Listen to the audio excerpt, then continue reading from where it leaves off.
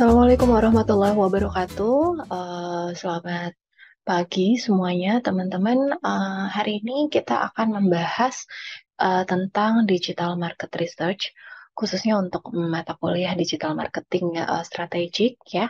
Uh, Topik utama yang akan kita bahas adalah terkait dengan audience and competitor analysis. Nah, menggunakan tools digital tentunya. Namun sebelum itu kita akan bahas dulu apa sih yang dimaksud dengan online market research dan tentunya berdasar dari digital marketing framework. Nah, selanjutnya ini akan kita bahas tujuan dan benefit dari market research, conceptual framework of market research, yang terakhir adalah audience and competitor analysis. Nah, teman-teman mungkin udah sering dengar ya yang dinamakan riset pemasaran itu seperti apa atau riset pasar. Ini pasti menjadi poin penting dalam pemasaran, baik itu B2C, B2B ataupun skema lainnya karena apa? Kita tetap berdasarkan tadi perspektif outside in. Artinya apapun yang kita ciptakan sebagai brand, apapun yang kita tawarkan itu semua harus based on needs and wants dan demands dari customer. Nah, eh, sebelum itu kita pengen tahu dulu nih, apa sih pengertian dari market research gitu ya. Nah, market research itu merupakan sebuah proses di mana kita gathering, artinya mengumpulkan, memperoleh informasi, kemudian kita analyze, analisis, dan interpretasi menginterpretasikan informasi tersebut tentang pasar, bisa juga tentang produk atau service yang kita tawarkan, atau bisa juga tentang masa lalu, masa kini, ataupun potensial customer yang menjadi target pasar kita. Nah, biasanya riset pasar ini bukan cuman untuk uh, defining marketing goals, mendefinisikan tujuan pemasaran kita apa, tapi juga bisa membentuk yang namanya strategi. Jadi dari hasil riset pasar itu kan akan ditemukan, misalnya nih, ada gap antara positioning yang brand impikan atau brand pengen buat dengan perception di konsumen. Nah, ini ada gap di sini nih mau dibikin apa? Salahnya di mana? Nah, dari hasil riset pasar tersebut bisa dilakukan strategi-strategi untuk bisa mencapai yang tadi match antara positioning dengan perception misalnya.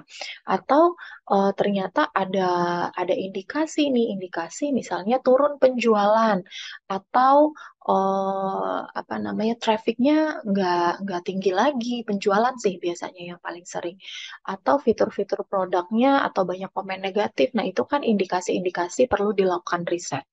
Nah, oleh karena itu, tujuan market research ini memang mengumpulkan informasi yang harus diinterpretasikan, dianalisis, diinterpretasikan. Karena kalau cuma sampai ngumpulin informasi, nggak akan ada efek atau dampaknya kepada si perusahaan atau brand. Oke, lanjut. Nah, ini ada digital marketing framework. Konsep ini saya peroleh waktu saya pelatihan di sertifikasi digital marketing. Jadi ini sebenarnya konsep yang sederhana. Sederhana ya, memang konsep dasar marketing, cuman kita make it into digital. Nah, yang pertama dilakukan, kita akan lakukan product and market research. Tentunya dalam sebuah brand ingin menjual sesuatu, dia harus punya produknya. Sama seperti konsepnya 4P, bauran pemasaran kan dimulai dari produk. Tapi produk atau service yang akan ditawarkan itu harus based on needs, wants, and demands konsumen. Kita tahu itu dari mana, maka kita harus lakukan product analysis, market analysis, competitor analysis, sampai akhirnya kita akan menemukan value proposition. Proposisi nilai apa yang akan kita tawarkan. Itulah goals-nya mencapai yang namanya product solution. Nah, kemudian setelah tadi udah melakukan product market research, kita akan attract market. Kita udah punya produk nih, saatnya kita attract market, menarik pasar untuk bisa datang ke kita, membeli barang kita. Apa yang kita lakukan? Kita bisa pakai konsepnya AIDA, ya, attention, bagaimana kita menarik, kemudian interest, bagaimana si konsumen ini bisa tertarik, desire itu kayak keinginan untuk membeli, dan pada akhirnya mereka action purchasing gitu ya. Jadi goals-nya adalah customer attract, bagaimana kita menarik konsumen, dan bagaimana supaya konsumen ini beli, buy. Setelah kita udah tarik pasarnya, pada akhirnya kita pengen membesarkan scale up market. Teman-teman udah tahu tujuan perusahaan atau brand membangun bisnis adalah profit, growth, and sustain. Ya, di sini scale up ini sudah masuk kepada sustain, gitu ya. Apa yang kita lakukan di sini? Kita bisa melakukan customer listening. Customer listening bisa lewat customer care atau forum-forum di mana konsumen itu memberikan feedback, testimoni, dan sebagainya. Kemudian ada program retaining, multiplying, dan collaboration. Nah, seperti yang dilakukan oleh Starbucks, teman-teman, Starbucks itu punya program di mana konsumen dilibatkan untuk meracik minuman. Jadi itu udah masuk kepada collaboration, customer listening-nya juga udah dapat. Jadi minuman-minuman tersebut selain nanti konsumen dapat reward dan minuman tersebut dijual. Nah, ini kan ada pride-nya nih buat konsumen. Nah, pada akhirnya apa namanya, scale up market ini goals-nya adalah customer loyalty. Gimana konsumen itu bisa loyal terhadap si brand. Seperti itu. Oke, the next online market research. Karena kita ngomongin tentang digital marketing, market research yang semulanya dulu tradisional gitu ya, pendekatannya macam-macam. Kalau dulu zaman saya S1 skripsi, waktu penelitian itu kuesionernya benar-benar manual ya teman-teman. Tapi sekarang kita udah pakai yang namanya G-Form. Pada dasarnya kan riset itu ada dua jenis ya, kualitatif maupun kuantitatif. Namun hari ini kita akan lebih fokus kepada online market research menggunakan tools dari digital marketing yang umum digunakan oleh para praktisi gitu ya. Nah, pada online market research ini itu sangat membantu organisasi ataupun brand dalam melakukan sebuah riset gitu, dan dengan tools ini atau cara ini riset itu menjadi mungkin bisa jadi lebih sederhana dan lebih cepat dan lebih murah. Nah, tujuannya apa sih? Yang pertama kita mengerti target konsumennya. Siapa sih yang akan beli produk kita gitu kan? Dan kita bisa bikin strategi dari sana. Kemudian kita bisa mengerti perilaku pembelian atau customer behavior gitu ya. Kenapa sih si konsumen mau beli produk kita? Nah, itu biasanya bisa dengan riset kualitatif gitu. Apa faktor-faktor yang mempengaruhi mereka, pola pembelian mereka nih? Dan bagaimana itu kita bisa buat menjadi sebuah keuntungan bagi brand kita. Yang terakhir adalah find revenue opportunities. Jadi dengan menganalisis perilaku pembelian, kita bisa tahu nih positioning harga, kemudian program-program reward apa yang bisa kita tawarkan sehingga itu bisa memancing konsumen untuk apa namanya, datang lagi kembali ke kita. Seperti misalnya ada perilaku pembelian online, kita biasanya kalau misalnya target marketnya itu adalah karyawan yang maksudnya yang punya penghasilan bulanan gitu ya, ada program misalnya pas tanggal-tanggal gajian gitu. Biasanya Bank Mandiri itu ada promo tanggal gajian, tanggal muda ceritanya, bisa baik credit card atau debit card. Jadi ada outlet-outlet tertentu yang bekerja sama dengan Bank Mandiri dan kita bisa dapat diskon atau reward ataupun apapun itu. Jadi emang tanggal muda nih, emang udah spesifik target pasarnya kepada employee yang biasanya gajiannya itu kan sekitar tanggal 25 sampai di awal bulan. Seperti itu. Nah, ini kan pola perilaku pembelian. Dia bisa lihat itu misalnya dari histori transaksi. Oh, ternyata si konsumen biasanya melakukan transaksi online banyak banget itu di habis tanggal gajian. Nah, mereka bisa bikin reward. Nah, ini tadi bagaimana si digital marketing atau riset ini bisa menciptakan sebuah strategi dengan melihat pola perilaku pembelian dari konsumen. Oke, next.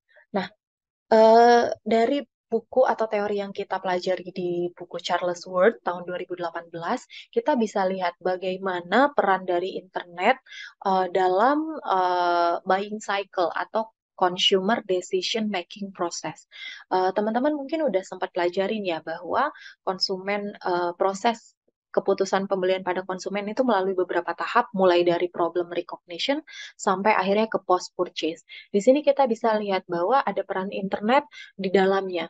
Misalnya di problem recognition ini, misalnya kadang-kadang kita suka scrolling Instagram gitu ya, terus tiba-tiba ada ads yang muncul atau story-nya teman kita dan menyadarkan kita, oh iya ternyata kita butuh itu juga. Misalnya saya nih ya, sebagai seorang ibu rumah tangga dan juga sebagai employee gitu ya, yang bekerja, ibu bekerja gitu kan, working mom, kadang-kadang saya lelah untuk pekerjaan rumah.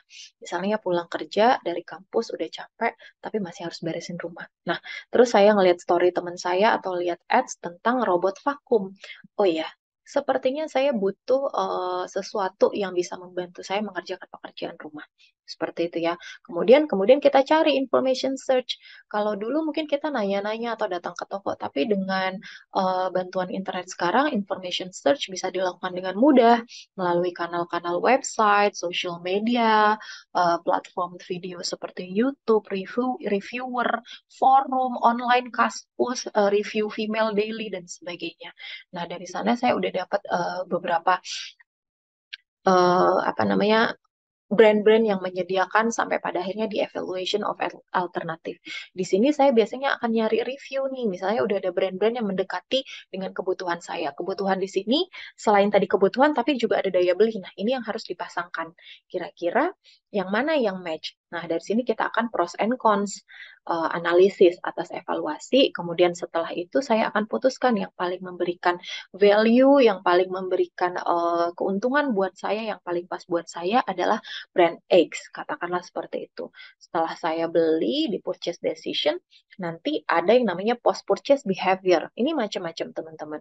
Ada yang kita mungkin kasih feedback atau kasih konten lagi, terus kita tag, kemudian atau kita bisa ngobrol di komunitas online atau review forum dan sebagainya. Nah, ini adalah salah satu bentuk post purchase behavior atau bisa juga word of mouth, saya cerita sama teman saya ya dan sebagainya gitu ya sampai pada akhirnya hal tersebut itu bisa menjadi memberikan impact pada si brand. Oke, next. Kenapa sih kita butuh melakukan regular market research, riset pasar yang berkesinambungan? Nah, kita tuh pengen tahu bagaimana kita bisa memperoleh insight dari konsumen kita. Apakah ada pola perilaku pembelian yang berubah? Kita bisa tahu perubahan di industri atau bisnis, atau bisa kita lakukan ada lagi nggak sih new market trends gitu kan, yang bisa kita kapitalisasi, yang bisa kita capai nih, atau kita bisa temukan juga nih new potential sales, customer products dan sebagainya. Dan tentunya find and engage new audience gitu. Nah, dengan adanya apa namanya online market research, kita bisa lakukan semua hal itu. Nah, teman-teman dalam digital marketing biasanya kita akan lakukan situation analysis for digital marketing. Yang pertama itu tentunya dengan konsumen ya. Konsumen menjadi objek utama dalam riset pasar. Kita pengen tahu karakteristiknya, behavior, needs and wants. Nah, itu untuk apa? Untuk kita bisa mengkomunikasikan proposisi dan komunikasi dari value proposisi. Proposisi apa sih? Solusi apa yang kita tawarkan kepada konsumen secara digital. Yang kedua, kita bisa lakukan riset pasar terhadap marketplace. Misalnya, kita bisa identify intermediaris atau perantara seperti influencer, potential partner yang bisa menginfluence online purchase during customer journey. Misalnya tadi kayak saya cerita, saya lagi nyari apa namanya robot vakum gitu kan. Kemudian ada beberapa influencer-influencer di bidang home furniture atau ibu-ibu rumah tangga yang memang senang dekorasi rumah atau memberikan insight-insight seperti itu, dia bisa mempengaruhi saya nih untuk untuk apa namanya untuk melakukan pembelian ya customer journey. Nah, kita juga bisa melakukan riset pasar terhadap competitors ya. Kita bisa tahu dengan mungkin kita dengan melihat kompetitor kita bisa ATM, amati tiru modifikasi caranya dia, sosial medianya atau mungkin campaign patternnya dan sebagainya. Atau kita bisa lakukan situasi analisis terhadap wider micro environment. Wider di sini tuh lebih kepada analisis lingkungan eksternal. Kalau teman-teman pernah lihat, pernah dengar yang namanya pestle analysis ya, political, kemudian economic, social, technology, environment, dan law analysis, external analysis for market. Nah, selanjutnya understanding customer journey. Di sini kita bisa lihat ya teman-teman, ada customer journey map, peta dari perjalanan konsumen, mulai dari awareness sampai ke experience produk. Di sini di awareness dia bisa dipengaruhi, misal nih ya, ini kan contoh dari social discovery, misalnya ada video konten yang di-share dari Facebook atau social media lainnya, seperti saya tadi untuk robot vakum. Kemudian dia bisa melakukan eh, searching lanjutan gitu kan terkait dengan kebutuhan tadi. Pada akhirnya dia mulai consideration, develop preference. Nah, mungkin kita akan visit website-website atau evaluation alternatif tadi, mana brand-brand yang bisa menawarkan solusi dan sesuai dengan budget kita gitu. Nah, bisa juga itu muncul karena ads remarketing. Sampai akhirnya kita purchase, buy in store ataupun online. Kita bisa buy produk eh, lewat sales lokal ataupun lewat smartphone nih misalnya ada SMS, ada kupon kayak gitu ya. Atau in store kita datang ke toko dan kita pada akhirnya membeli ini. Setelah beli kita mungkin pasti yang pertama on pack promotion interaction gitu kan. Kita biasanya unboxing ya kan. Kalau udah puas biasanya kita eh, suka subscribe, nanti ada email-email lagi ataupun kata apa katalog-katalog baru gitu. Dan pada akhirnya kita sharing terkait dengan pembelian kita. Nah, teman-teman dalam digital marketing ada yang namanya ZMOT, Zero Moment of Truth. Kita coba apa namanya? Ada video ini nanti saya coba lampirkan. Teman-teman silahkan nanti lihat di apa namanya di YouTube ya, di YouTube.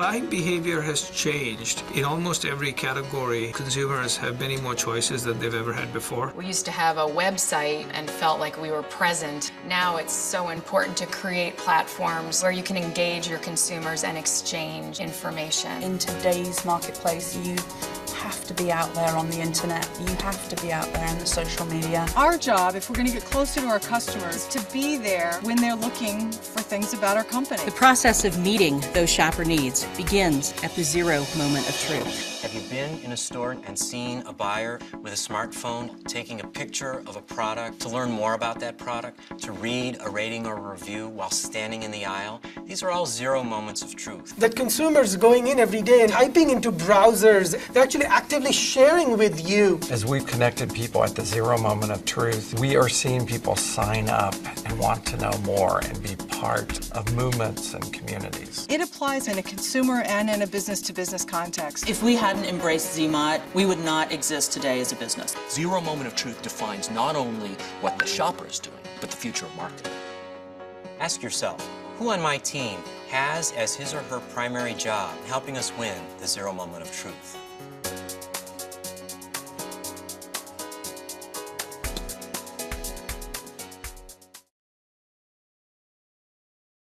Oke, itu tadi teman-teman ya video terkait dengan apa namanya Zero Moment of Truth. Nah, itu sebenarnya videonya udah lama banget ya. Bagaimana si Google menemukan Zero Moment of Truth. Teman-teman mungkin lihat tadi ya. Sebenarnya Zero Moment of Truth itu kayak ketika di store, terus kita pas lihat barangnya, kita malah pegang handphone. Itu adalah zero moment of truth, di mana si konsumen ini pengen cari tahu lebih terkait dengan si produk sebelum beli. Nah, oleh karena itu, dengan adanya internet, si produk itu harus bisa menciptakan online presence gitu ya. Jadi harus ada kehadirannya di Google search engine ataupun search engine lainnya supaya nggak ketinggalan. Nah, ini ada purchase decision flow for digital consumers ya dari Kurt et al. Dan Lesinski gitu. Mulai dari zero moment of truth yang saya ceritain tadi. Kemudian di sini ada first moment of truth. Pertama kali gitu kan kita lihat review dari si produk, ya kan, baik online ataupun offline. Kemudian pada akhirnya kita beli. Nah, dibeli, setelah beli, kita ada yang namanya second moment of truth. Di sini proses unboxing, kemudian pertama kali si konsumen melihat barang, kemudian dia review, dan sebagainya. Kemudian, consumer's journey is emotional, triggered by needs and wants. Ketika udah beli, gitu kan, di sini ada brand messages, friends, word of mouth. Jadi abis beli biasanya kita lakukan post purchase action, misalnya nge-review, kemudian ngasih tahu temen. Kadang tanpa sadar kita sering ngomong ke teman kita ya tanpa diminta. Gue baru beli lipstick ini loh, enak banget, bla bla bla bla bla. Padahal temennya nggak minta. Nah ini karena udah ada kedekatan emosional, mungkin dia puas banget sama si lipstick dan sebagainya. Kemudian ada yang namanya initial consideration set, di mana consumers carry preference and apa namanya preconceived ideas gitu. Nah, jadi dia kalau misalnya udah puas di sini, mungkin dia akan beli lagi, preference-nya kemana. Nah, seperti itu ya teman-teman.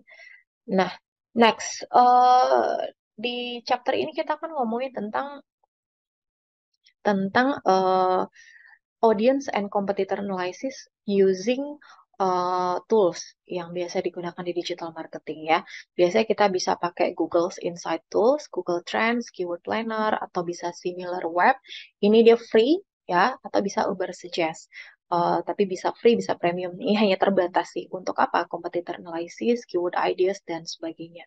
Kita akan mungkin sambil praktekin ya, teman-teman ya.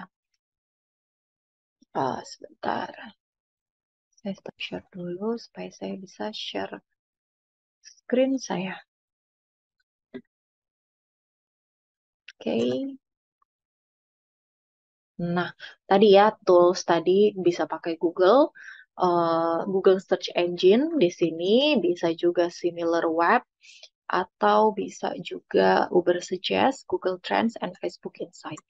Nah, teman-teman dalam menganalisis kompetitor gitu ya, kita bisa paling mudah itu menggunakan yang namanya Google Search Engine. Nah, misalnya nih brand kita itu brownies panggang. Ya, kita bisa langsung search di Google jual brownies panggang terdekat gitu kan. Nah, bisa pakai keyword-keyword lainnya. Tapi biasanya di Google Search Engine itu kan bakal muncul banyak ya. Mulai dari e-commerce ataupun mungkin blog-blog terkait resep brownies panggang, video, resep masakan. Namun untuk competitor analysis kita mesti melihat yang benar-benar si brand itu sendiri yang mempromosikan diri lewat Google Search Engine. Nah, biasanya Google ini akan menampilkan local search for competitor dan sebaiknya kita mengabaikan yang namanya marketplace. Ya biasanya kan suka ada tuh Tokopedia, brownies panggang Amanda, atau Kartika Sari dan sebagainya. Nah, di sini kita lihat bisa Kartika Sari itu menjadi apa namanya market leader ya untuk brownies panggang di Indonesia seperti itu. Nah, next kita bisa pakai juga SimilarWeb.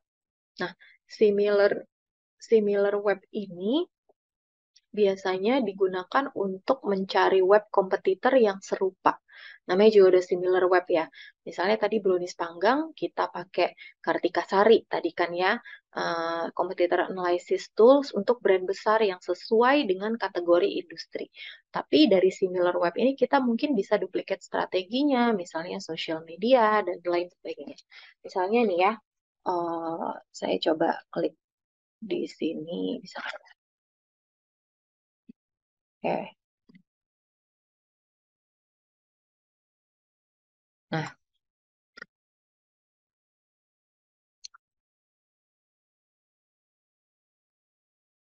oke. Nah, nih teman-teman, kita kalau ke homepage-nya itu nanti akan seperti ini nih. Nah, ya, untuk bisa masuk ke similar web ini, kita butuh yang namanya URL dari kompetitor. Tadi kan kita udah search competitor analysis dari apa namanya Google Search Engine ya. Misalnya tadi Kartika Sari nih. Misalnya tadi ya, tadi kan kita lihat Google. Kemudian kita bisa lihat tadi brownies panggang. Nah, ini kan semua muncul nih, Brilio Food, resep-resep, tapi kita bisa abaikan video-video. Nah, ini Tokopedia juga diabaikan. Kemudian kita bisa langsung ke, nah ini yang lokal, apa namanya, lokal kompetitor ya. Biasanya dia kalau Google Search Engine. Kita lihat lagi ke bawah. Oke, ini Vimela masih resep, Shopee. Nah, Kartika Sari nih. Kartika Sari menjadi kompetitor utama. Ini kan udah Kartika Sari ya. Kita balik ke home-nya. Kemudian kita copy nih URL-nya. URL-nya kita masukin search. Nah, kita muncul nih kartikasari.com gitu ya. Di sini ada apa namanya? eh company profile sedikit ya. Overview aja. Ini bisa lihat nih, ternyata di global rank dia ada di ranking 371.000, di country 32.000 gitu kan. Kategorinya di Indonesia di 217. Nah, visitnya ini ada 45.000, bounce rate-nya 40,84%. Nah, bounce rate itu maksudnya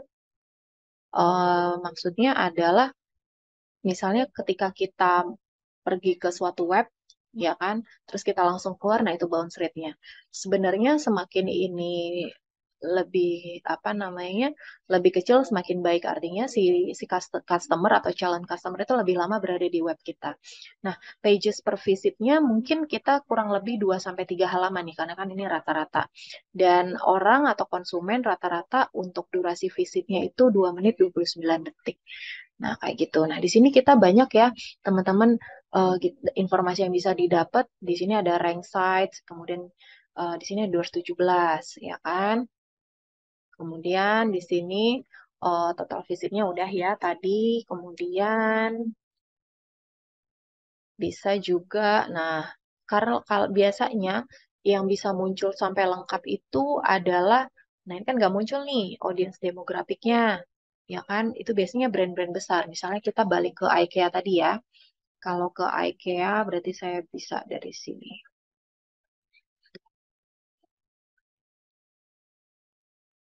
Nah, IKEA ini kan brand besar ya teman-teman. Nah, kategori ranknya aja udah 6. Tuh, kita bisa lihat. Bentar, kita ke atas lagi.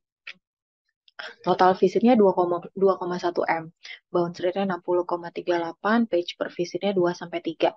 Ya, 1 menit 59 detik untuk duration visit. Kemudian ini similar ranking sites-nya. Kemudian, nah, compare IKEA tuh biasanya kita lihat yang mirip-mirip rupa-rupa.com, dekoruma.com. Nah, ini kan ada competitor analysis ya di sini. Kemudian geografi dan country targetingnya biasanya yang paling sering mengunjungi adalah 95% orang Indonesia. Nah, kemudian gender yang mengunjungi itu ternyata 52% perempuan, 47% laki-laki dengan dominasi age-nya 25 sampai 34. Nah, interest-nya juga kita bisa lihat, ternyata orang ngelihat IKEA itu apa namanya di bagian apa aja sih? Komputer elektronik, marketplace dan sebagainya. Atau yang si konsumen bisa juga kadang-kadang apa namanya dia mengunjungi website rupa-rupa, ikea.com, dekoruma dan sebagainya. Nah, itu tadi ini ada similar sites ya kompetitornya. Nah, itu bisa dilihat dari apa namanya similar web ini. Banyak sekali informasi yang bisa disampaikan ya, bisa dilihat dari similar web. Nah, terus kita bisa juga nih ada social media traffic. Ternyata IKEA itu paling banyak apa namanya social network distributionnya menggunakan Facebook. Di sini kita bisa duplicate strategi. Oh, ternyata kalau bisnis serupa IKEA, sepertinya kita lebih bagus menggunakan atau optimalisasi Facebook sebagai social media dibandingkan misalnya menggunakan Twitter, gitu ya. Karena mungkin target marketnya lebih sesuai. Tadi kan 25 sampai 34 dan di mana umuran segitu biasanya punya Facebook, aktif bermain Facebook dan sebagainya. Nah, YouTube juga mungkin karena IKEA ini jualnya home furniture, biasanya orang kan akan nge-review benda fisik nih lewat YouTube seperti itu. Nah, itu ya teman-teman untuk apa namanya, similar web. Oke, kita balik ke Ubersuggest. Nah, Ubersuggest ini biasanya digunakan untuk keyword tools analysis.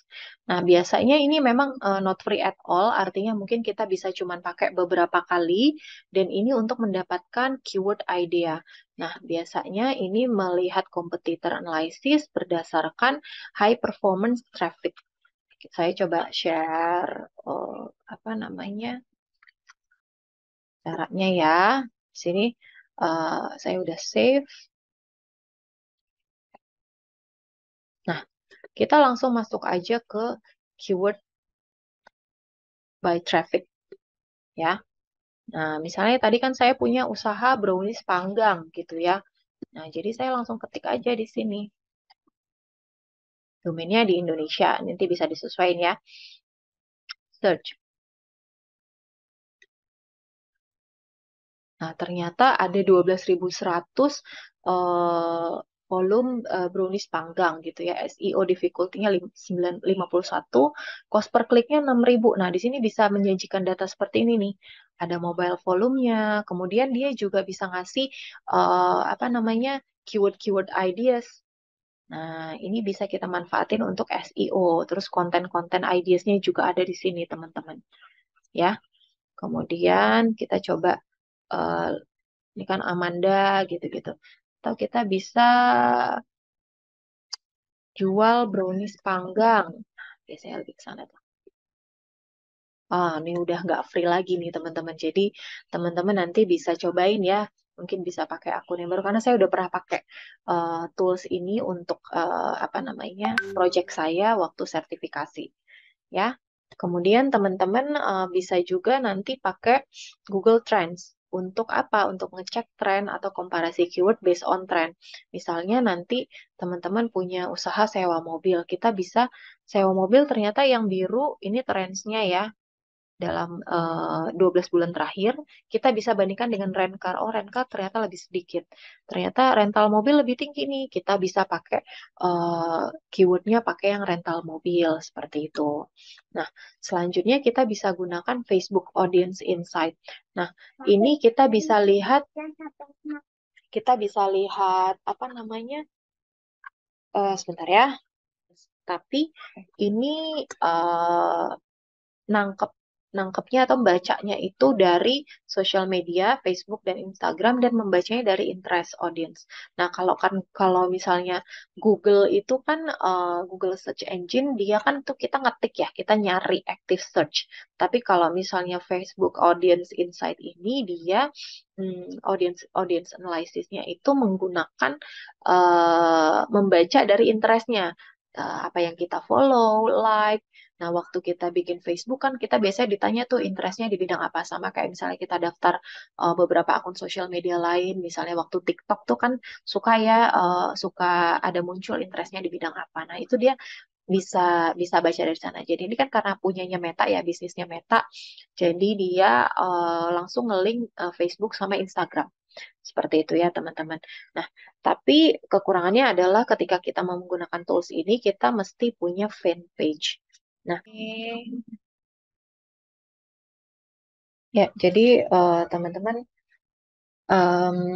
untuk menggunakan Facebook Audience Insight ini kita bisa masuk ke Facebook Audience Insight ya. Kita harus sudah login untuk Facebook fanpage-nya, kemudian kita masuk ke menu audience, dan kemudian kita masuk ke potential audience. Kita mau lihat nih, untuk brand kita ini potential audience-nya berapa. Nah, itu dia akan baca dari interest based on misalnya tadi social media, apa yang kita like, apa yang kita follow, ads apa yang kita visit, dan sebagainya. Kita langsung bisa filter. Nah, di sini ada location. Misalnya tadi saya punya brownies panggang gitu kan. Karena ini makanan, jadi saya hanya pengen jual di Jakarta sama Bekasi gitu. Misalnya seperti itu ya. Jadi kita langsung muncul. Kemudian age-nya nggak apa-apa dibuat gede gini. Kemudian gendernya all. Nah, interest-nya nih. Misalnya kalau brownies panggang biasanya terkait dengan coklat ya. Misalnya coklat brownie, nah, ya kan, terus baked brownie, brownies ada nggak ya, baked, kadang-kadang nggak muncul, nggak ada.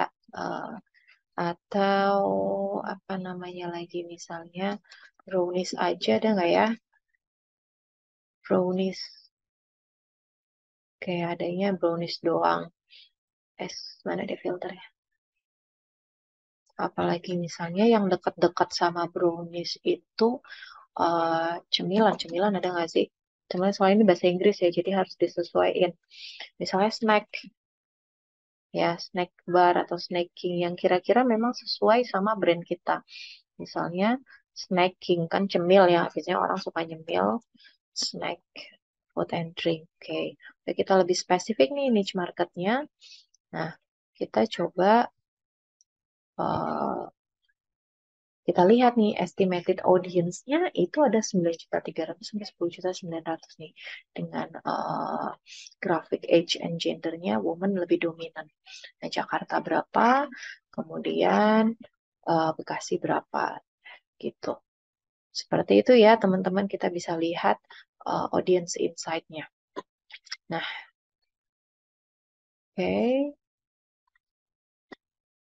Oke, saya coba share screen lagi. Yang ini. Nah, tibalah kita pada project, ya. Dari Facebook udah. Project 1. Nah, teman-teman untuk mengerjakan project 1 ini, teman-teman harus punya brand. Entah itu brand existing ataupun brand imajinatif by team. Nah, kalian akan membuat audience analysis gitu ya. Audience analysis geografi, demografi, psikografi, kemudian ada berapa banyak populasinya, kemudian competitor analysis, cari kompetitor kalian versi Google dan social media, itu di capture. Kemudian keyword analysis, kata kunci apa yang akan gunakan untuk mengoptimasi bisnis Anda. Nah, ada berapa banyak pencariannya, bandingkan tren pencarian di Indonesia dan daerah mana pencariannya. Kumpulkan dalam bentuk PPT, convert nanti di PDF, gitu ya. Nanti ada formatnya dan due date-nya itu seminggu ke depan. Nah, nanti di Teams ya, untuk submitnya oleh perwakilan kelompok. Gunakan tools-tools yang tadi, teman-teman, nanti saya akan kasih contoh di Teams untuk contoh PowerPoint atau contoh hasilnya. Jadi kalian bisa langsung ngecek nih kira-kira seperti apa gitu ya. Oke, baik teman-teman, itu tadi materi untuk online market research untuk mata kuliah digital marketing strategi. Semoga memberi manfaat. Sampai ketemu. Assalamualaikum warahmatullahi wabarakatuh.